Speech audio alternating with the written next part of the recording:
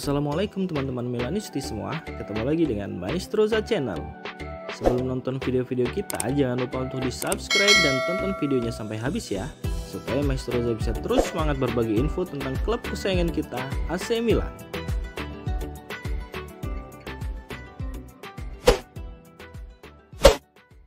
Rafael Leao mengatakan ketika dirinya masih satu tim bersama Zlatan Ibrahimovic di AC Milan, nama terakhir selalu memberinya masukan saat ia bermain jelek. Pertama kali datang ke AC Milan di tahun 2019, Rafael Leao tidak langsung nyetel bersama pasukan Rossoneri. Pemain asal Portugal baru mencapai performa terbaiknya di musim 2021-2022, di mana di musim itu Leo sukses mencetak 11 gol plus 8 assist dan akhirnya sukses membawa Milan keluar sebagai kampion Scudetto. Sejak saat itu, Leo menjelma sebagai salah satu penyerang sayap terbaik di Eropa dan kualitasnya telah diakui oleh banyak pihak. Bicara soal level permainan yang kini meningkat pesat, Leo mengungkapkan kalau Zlatan Ibrahimovic memegang peranan penting dalam perkembangannya. Saat menjadi bintang tamu di 19F Podcast, Leo bilang kalau Ibrahimovic banyak memberinya masukan saat nama terakhir menjadi rekannya di Milan. Saat saya bermain bagus, dia tidak akan bilang apa-apa ke saya. Dia baru akan bicara saat saya bermain buruk, tutur Leo. Dengan talenta yang saya miliki, dia bilang kalau saya tidak boleh sering-sering membuat kesalahan khususnya dari aspek sentuhan, tutup striker 24 tahun tersebut. Ibrahimovic sendiri saat ini kencang diberitakan akan kembali menjadi mentor Leo, di mana pria Swedia disebut bakal dikontrak oleh Milan sebagai staf pelatih Stefano Pioli. Stefano Pioli dikabarkan akan memberi menit bermain kepada Francesco Camarda saat Rossoneri menghadapi Fiorentina di akhir pekan ini. Seperti yang dilaporkan oleh Sport Mediaset via Pianeta Milan, pelatih AC Milan bisa jadi akan menaruh kepercayaan pada Francesco Camarda yang telah mencetak banyak gol untuk tim Primavera musim ini. Camarda sendiri belum genap berusia 16 tahun, namun mengingat Milan tidak akan diperkuat oleh Olivier Giroud yang terkena skorsing dan Rafael Leao yang sedang mengalami cedera, Camarda bisa mengambil tempat di bangku cadangan. Belum diketahui apakah Pioli akan nekat memasang Camarda sebagai striker atau tidak, namun mengingat forma Luka Jovic yang masih belum optimal, ada kemungkinan bocah tersebut akan diturunkan sejak menit awal. Selain Jovic, Milan sebenarnya masih punya Noah Okafor yang bisa dimainkan di lini depan. Namun dengan cedera yang dialami Rafael Leao, dia mungkin akan dimainkan di sayap kiri sesuai dengan posisi favoritnya. Ada juga Luka Romero yang bisa dimainkan sebagai winger, namun pemain muda Argentina tersebut akan menempati posisi sayap kanan. Hal ini tidak lepas dari kondisi fisik Christian Pulisic yang masih meragukan.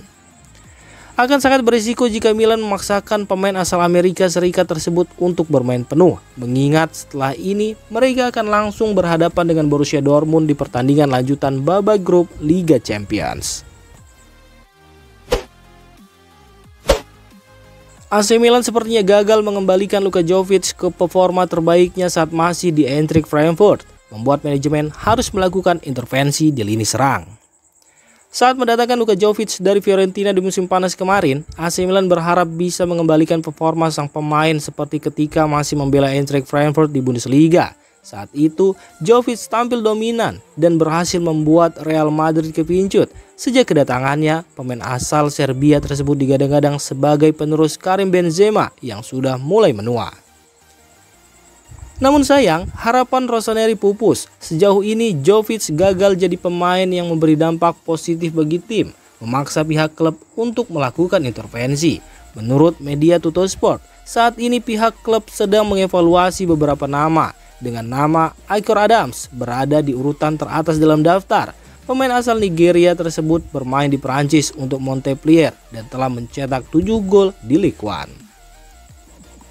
Dia memiliki tinggi 190 cm, sangat kuat secara fisik, tapi juga punya kecepatan dan mampu mengeksploitasi ruang terbuka dengan baik. Namun, Montpellier tampaknya tidak ingin menjualnya di bulan Januari. Selain itu, mereka juga menyatakan harga Adams sekarang 20 juta euro, naik hampir 4 kali lipat dari modal awal sebesar 4,5 juta euro saat dibeli dari tim Norwegia Lillestrøm.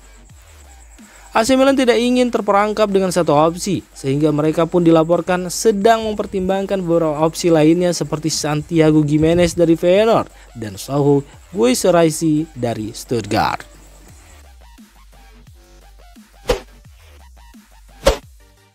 AC Milan berencana mengumumkan kembalinya Zlatan Ibrahimovic di akhir bulan ini, bertepatan dengan momen kembalinya Gary Cardinale ke Italia.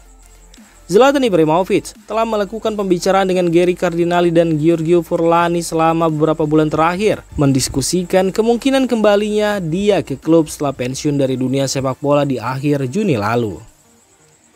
Edisi cetak Tuttosport mengklaim jika sebuah pengumuman resmi diharapkan terjadi selama jeda internasional saat ini. Namun, wawancara terbaru Ibra dengan Sky Sport Italia menunjukkan jika kedua belah pihak belum mencapai kesepakatan.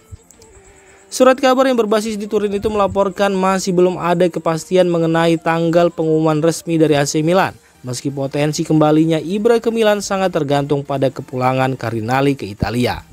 Laporan lebih lanjut menyebut jika Cardinale akan kembali ke Italia pada 28 November mendatang untuk menyaksikan secara langsung pertandingan penting Liga Champions melawan Borussia Dortmund di San Siro. Ini akan jadi pertandingan yang wajib dimenangkan oleh pasukan Stefano Pioli yang sedang berupaya untuk bisa mengamankan satu tiket ke babak gugur, di mana saat ini mereka berada di urutan ketiga di grup F.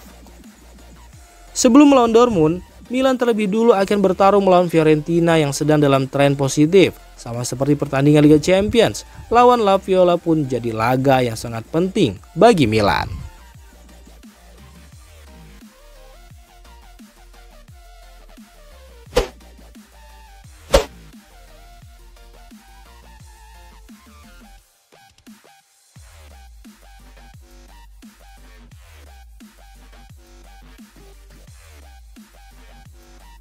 Demikian informasi dunia sepak bola terupdate hari ini.